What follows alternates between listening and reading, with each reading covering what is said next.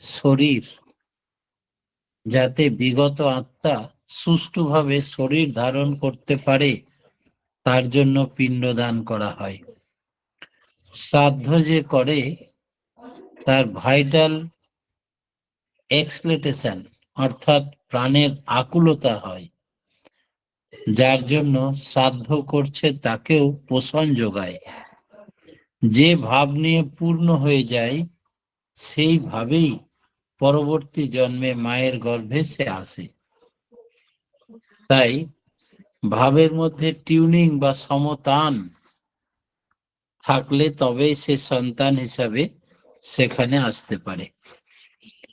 আমাদের দেশে ভালো ভালো বিধেয়ী আত্মা যারা শরীর ত্যাগ করেছেন তারা ইথারে ভাইব্রেশনের মাধ্যমে ঘুরে বেড়াচ্ছে, কিন্তু তারা উপযুক্ত মা, সেই লেভেলের মানসিকতা যুক্ত মাটি খুঁজে পাচ্ছে না, যাতে করে তারা ঘুমায়িত হতে পারছে না, পৃথিবীতে নামতে পারছে না। তাই তারাও কেঁদে কেঁদে বেড়ায়। আর দেশের দুরাবস্থা দেখে তাদের ইষ্টকর্মে মাতোয়ারা করার জন্য জনকল্যাণের স্বার্থে যাদের আত্মনিবেদন ছিল তেমন আত্মার যুক্ত মানুষের সংখ্যা কমে আসছে। এই আত্মহত্যা করলে কি হয়? দুই রকমে আত্মহত্যা করে। এক করে সৎ প্রেরণায়, আর এক করে নিরাশা, হতাশা, ভয়, ক্রোধ, আক্রোশ। যেভাবে আত্মহত্যা করুক না কেন তাদের জন্ম হওয়া কঠিন হয়। তাই আত্মহত্যা করা হয় না, আত্মার হত্যা হয় না। আত্মার কে নাড়া যায় না, ছোঁয়া যায় না, দেখা যায় না, যার মৃত্যু নেই, যাকে জলে ভেজানো যায় না, আগুনে দগ্ধ করা যায় না, তা আত্মাকে হত্যা করবে কেন? এটা স্ববিরোধী কথা। মানুষ ভুল করে শরীরকে জলাঞ্জলি দেয়। শরীর ঈশ্বর প্রদত্ত সাধনার জন্য যে শরীর দান করেছেন সেটাকে হাতের কাছে পেয়ে তার সদ্ব্যবহার সাধনার কাজে না লাগিয়ে কাম, ক্রোধ, লোভ, মদ, মোহ, মাৎসর্য এই 6টা রিপুর তাড়নায় তাকে হত্যা করে ফেললো আর বলল আত্মহত্যা করেছে। আত্মাকে হত্যা করতে পারে কার ক্ষমতা? ভগবান শ্রীকৃষ্ণ গীতায় আত্মার বর্ণনা বিস্তারিত বলে দিয়েছেন। তাকে আগুনে পোড়ানো যাবে না, জলে ভেজানো যাবে না। সেই আত্মহত্যা আমরা প্রবৃত্তির বশে, আবেগ বশে করে ফেলতে পারি। শরীরকে হত্যা করে আত্মহত্যা নাম দিতে পারি। আর এদের জন্ম হওয়া বড় কঠিন হয় কেন? যে শরীরটা আমি সৃষ্টি করিনি, আমার শরীরটা গড গিফটেড, তাই শরীরকে সম্পদ বলা হয়। আমরা যখন কোনো কিছু পাই গিফট, সেটাকে সম্পদ বলে, সম্পত্তি বলে। এটা কিসের সম্পদ? সাধনার জন্য এই সম্পদটা দান করেছেন। কে দান করেছেন? পরম ব্রহ্ম, পরমেশ্বর, পরমাত্মা, যিনি সকল জীবের সৃষ্টিকর্তা, সকল প্রকৃতিকুলের সৃষ্টিকর্তা, সকল দেবকুলের সৃষ্টিকর্তা, যিনি স্বর্গ মর্ত পাতালের অধীশ্বর, সেই পরম ব্রহ্ম পরমেশ্বরকে গুরুরূপে পেয়েছি। তিনি আমাদের সকলের সৃষ্টিকর্তা। সেই সৃষ্টিকর্তার দয়ায় আমরা সাধনা করার জন্য শরীরটাকে পেয়েছি। তার রোজ বলি, তোমার দয়ায় লোভেছি জনম, সকলই পেয়েছি আমি। আমাকে তার শরীর দেওয়া সম্পদ নষ্ট করার অধিকার দেওয়া হয়নি। সাধারণত আমরা যদি কাউকে একটা কলম গিফট করি, সেই গিফটেড আর্টিকেলটা অত্যন্ত যত্ন এবং শ্রদ্ধা সহকারে রাখতে হয়। আমরা সেটা আবার আরেকজনকে দান করে দিতে পারি না বা নষ্ট করে দিতে পারি না। তবেই তাকে উপযুক্ত সৎ ব্যবহার বলা হয়।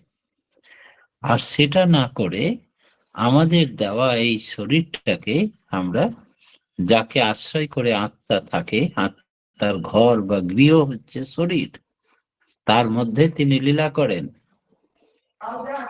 আর এই আত্মা হচ্ছে গতিময়, সব সময় স্থির থাকে না, সব সময় গতি রান করতে থাকে। তাই আমরা একদম ছোট্ট শিশু থেকে হামাগুড়ি দেওয়া, কিশোর, যুবক, প্রৌঢ়, বৃদ্ধ, মৃত্যু পর্যন্ত শরীরটাকে, নিজেরই শরীর নিজেই চিনতে পারা যায় না। যদি বৃদ্ধ বয়সে বলা হয় হামাগুড়ি দেওয়া এই ছেলেটার ফটো, এটা কে বলতে পারবেন? বললেন না, এটা আপনি ছিলেন ছোটবেলায় যখন মুখে ভাত দিচ্ছে তখনকার ফটো যদি কোনো বৃদ্ধকে দেখানো যায়, বলে না, চিনতে পারছি না। বা 10টা ছেলের মুখে ভাত দেওয়া ফটোর মধ্যে কোনটা আপনি বলুন তো, চিনতে পারবে না। মানুষ চরৈবেতি অর্থাৎ চলতেই থাকে। সময় বহিয়া যায় নদীর স্রোতের প্রায়, যে জন না বুঝে তার এদিক শতধিক। সব থেকে পচনশীল বস্তু হচ্ছে পৃথিবীতে সময়। যে মুহূর্তটা পেরিয়ে যাচ্ছে সেই মুহূর্তটা যদি আমরা উপযুক্ত ব্যবহার না করতে পারলাম, তাহলে সেটা আমার জীবনে আর দ্বিতীয়বার ফিরে আসবে না, এই মুহূর্তটা পচে গেল। তাই সময়কে বলা হয় সব থেকে বেশি পচনশীল বস্তু, এর কোনো রিকভারি হয় না। কোটি টাকার মূল্যেও রিকভারি করা যাবে না। তাই আমরা সময়কে কিভাবে ইউটিলাইজ করব? ঠাকুর বললেন, you are for the lord, not for others, you are for the lord and so for others. ঈশ্বর প্রাপ্তি যদি মানব জীবনের একমাত্র উদ্দেশ্য হয়, আমি যা পেতে চাই, যা হতে চাই, যা আমার ঈপ্সিত, যা আমার কাম্য, তার সঙ্গ করতে হবে।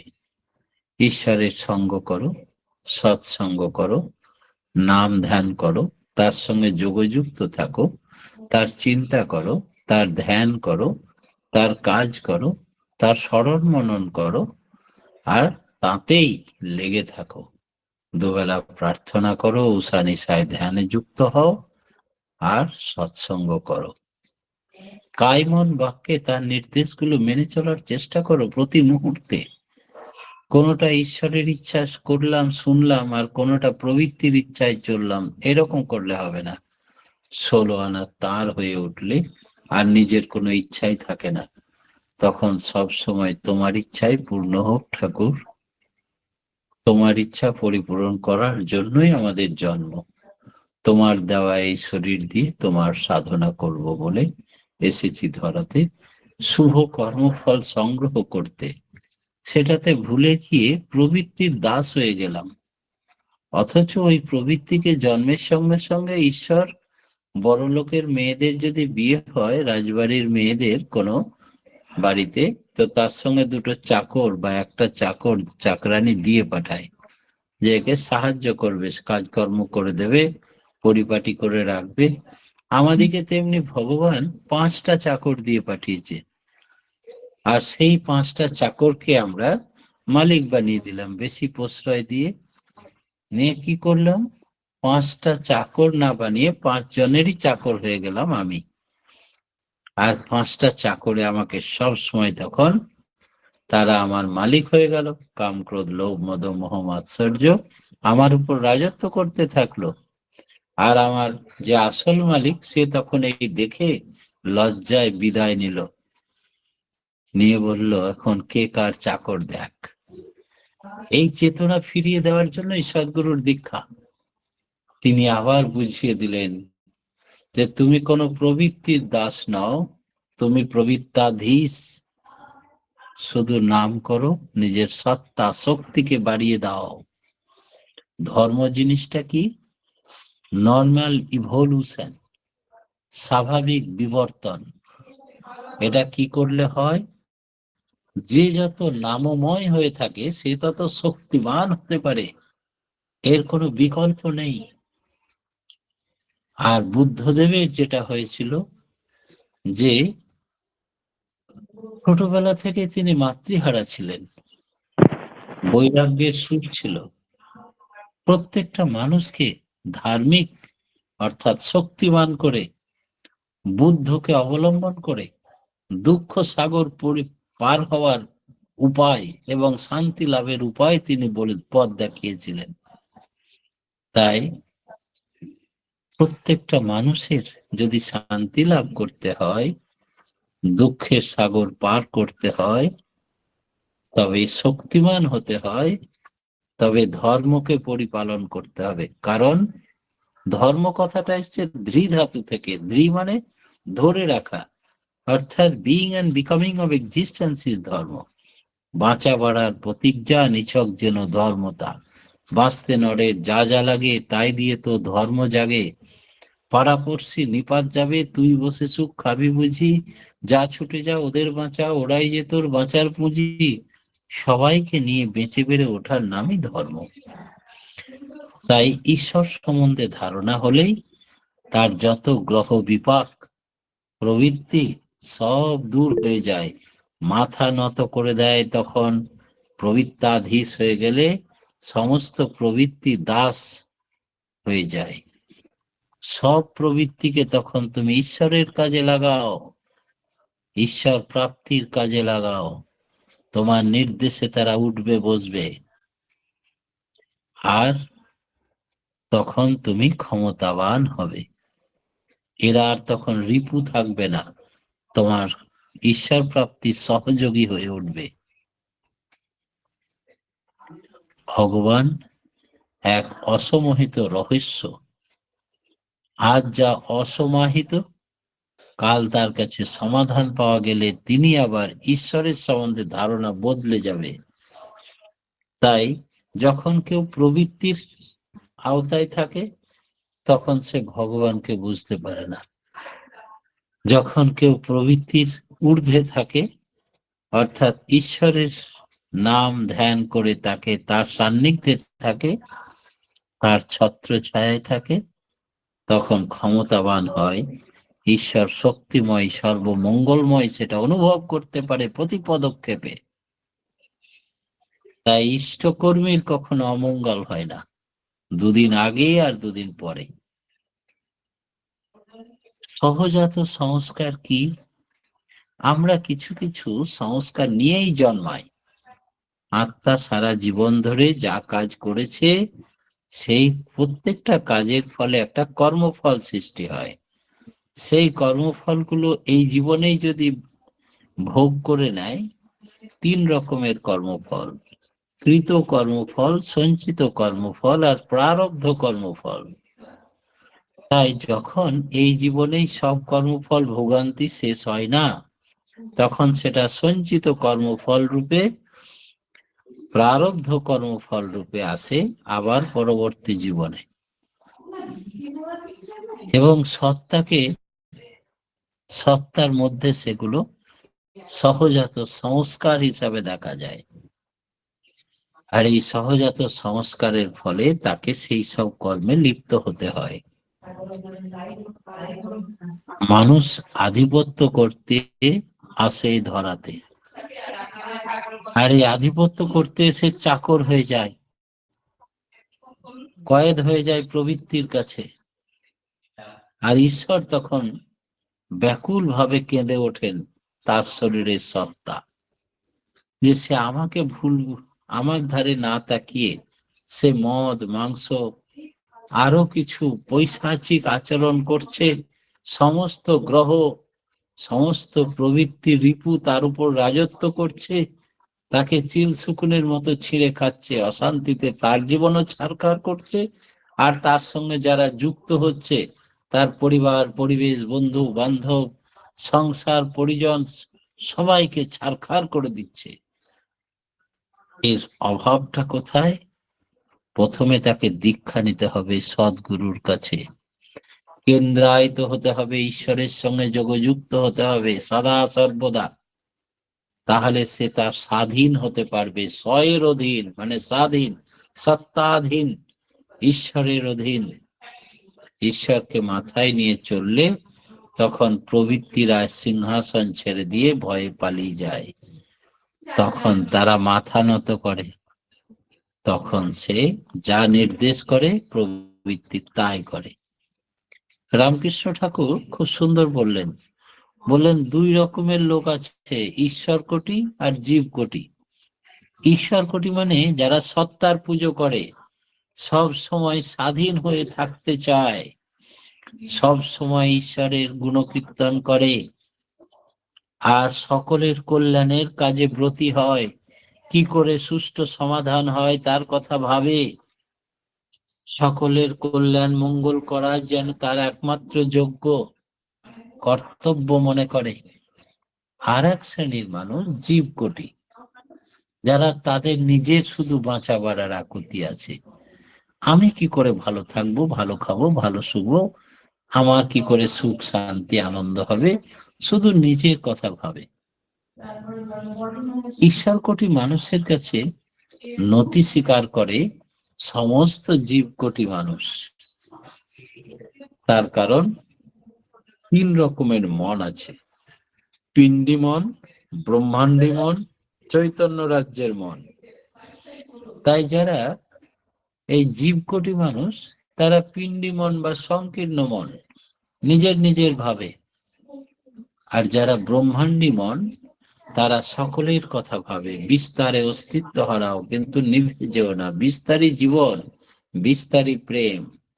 তখন আমরা একটা বাড়ির মধ্যে সীমাবদ্ধ থাকি না, প্রত্যেকে আমরা পরের তরে, প্রত্যেকের কল্যাণই আমার কল্যাণ, প্রত্যেকের মধ্যে আমার ঈশ্বরকে দর্শন হয়। আর সত্তা সচ্চিদানন্দময়, সবসময় তার প্রতি নজর থাকলে মানুষের কলুষিত হয় না, মন সবসময় আনন্দে ডগমগ করে। আর যিনি নির্মল চৈতন্য রাজ্যে মনটা যখন আরো আপ্লিমেন্ট উপরের ধারে ওঠে, তখন নিজের কোনো ইচ্ছাও থাকে না, অনিচ্ছাও থাকে না।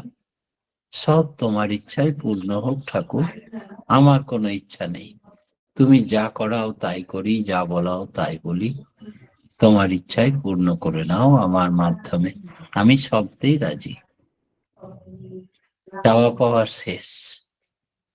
এই নির্মল চৈতন্য রাজ্যে মনটা একবার নিয়ে যেতে পারলে তাদের আর মৃত্যুও হয় না, জন্মও হয় না। তারা সেই স্বর্গরাজ্যে ঠাঁই পায়, যেখান থেকে তাকে পুনঃ জন্মগ্রহণ করতে হয় না। তাই প্রত্যেকটা মানুষই চায় আপলিমেন্ট, সত্তাধর্মী হতে। সত্তাধর্মী হলেই মানুষের বাঁচা বাড়ার পথ, স্বাধীনতা আসে, আর এতেই সে লিডার হয়ে ওঠে। সবার পূরণ করেন যিনি, তাকে ধরলে তারাও সবার পরিপূরণকারী হয়ে ওঠে।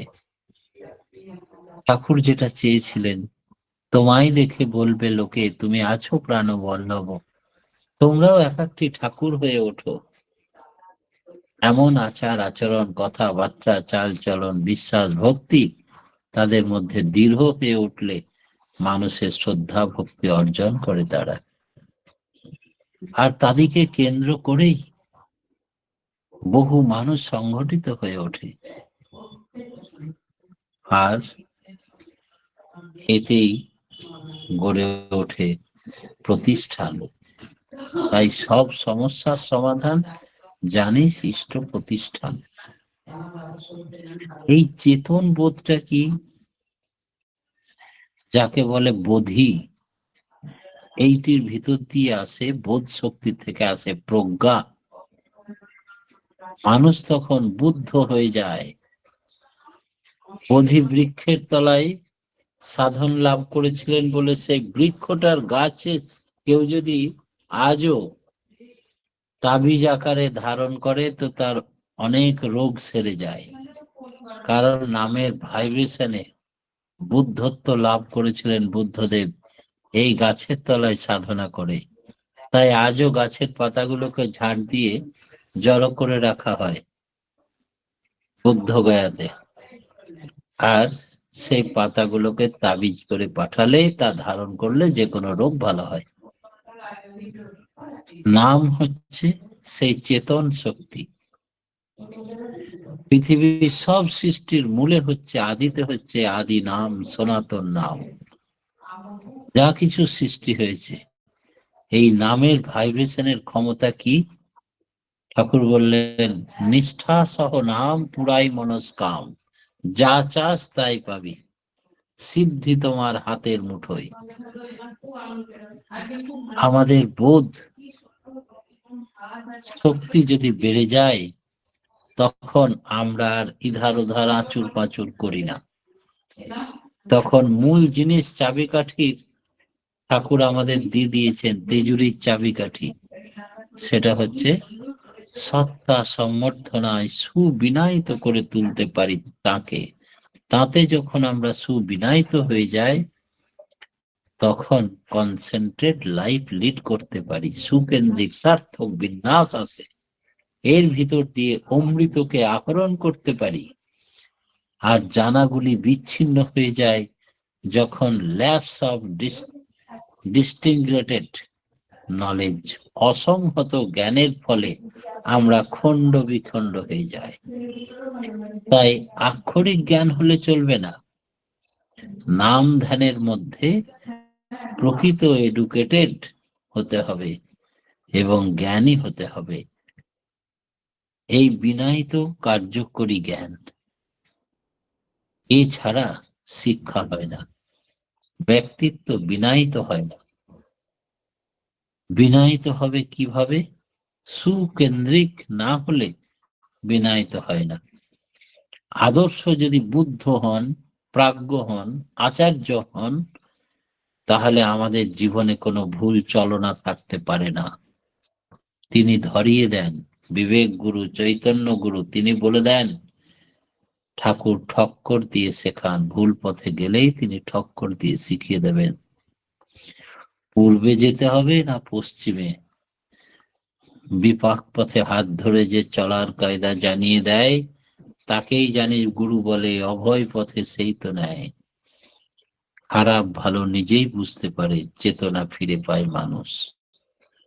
ভালোবাসা থাকলে ইষ্টের প্রতি তখন তার স্যাক্রিফাইস বা ত্যাগ আসে, আর তার প্রতি অ্যাটাচমেন্ট, টানই হচ্ছে যোগ। অর্থাৎ যোগ হলে চিত্তবৃত্তি নিরোধ হয়। ভগবান শ্রীকৃষ্ণকে তার গুরুদেব যে কথা মূল মন্ত্র শিখিয়েছিলেন যে যোগমহম, অর্থাৎ তার সঙ্গে যোগযুক্ত ভাবা, তার সঙ্গে সদা যোগযুক্ত থাকো, তাহলেই ঈশ্বর প্রাপ্তি, তাহলেই অমৃত লাভ। এক মুহূর্ত ঠাকুর বললেন, মূর্তি যেন ভুলি নাখো তিল, এক তিল যেন তার মূর্তি ইষ্ট মূর্তি ভুলে না যায়, হরিনাম সদা গাওরে। সব সমস্যার সমাধান মন্ত্র বলে দিলেন, একেবারে ওপেন করে দিলেন। পরম পিতার রাঙারাতুল চরণে প্রত্যেকের সার্বিক মঙ্গল প্রার্থনা জানিয়ে আজকের মতো আমার ক্ষুদ্র বক্তব্য এখানে শেষ করলাম। জয় গুরু। জয় গুরু দাদা। আমরা আজকে খুব সুন্দর আলোচনা শুনলাম যে আত্মার কোনো মৃত্যু নেই, কর্মফল সংস্কার প্রবৃত্তি নিয়েই আবার পুনর্জন্ম হয় এবং সেইগুলি প্রস্ফুটিত হয়ে ওঠে। আত্মহত্যা করলে পরবর্তী জন্ম কঠিন হয়। আত্মা গতিশীল, সময় সবচেয়ে পচনশীল বস্তু। ঈশ্বরের সঙ্গ, নাম ধ্যান, তার বিধিবিধান মেনে চলাই ধর্ম। আমাদের প্রবৃত্তাধীশ হতে হবে। নামময় হলে শক্তিমান হওয়া যায়। বাঁচা বাড়াই হলো ধর্ম। মানব জীবনের একমাত্র উদ্দেশ্য ঈশ্বর প্রাপ্তি। ইষ্টকর্মীর কখনো অমঙ্গল হয় না, কর্মফল আমাদের ভোগ করতে হয়। সদ্গুরুর কাছে দীক্ষা নিয়ে তার বিধিবিধানগুলো মেনে চললে আমাদের কর্মফল খণ্ডন হয়। নাম ধ্যান করলে জ্ঞানী হওয়া যায়, ব্যক্তিত্ব বিনায়িত হয়। সুকেন্দ্রিক হলে বিপাক করে পথে তিনি হাত ধরেন, আর যোগযুক্ত হলে মুক্তি লাভ হয়। খুব সুন্দর আমরা আলোচনা শুনলাম। প্রত্যেকেই সমৃদ্ধ হলাম। পরমপিতা রাঙা আতুল চরণে আপনার এবং আপনার পরিবার পারিপার্শ্বিকের সবার সুদীর্ঘ নিরোগী সুচ্ছল জীবন কামনা করি। ভালো থাকুন, সুস্থ থাকুন, আর এভাবে আলোচনা করে আমাদের সমৃদ্ধ করুন। জয় গুরু।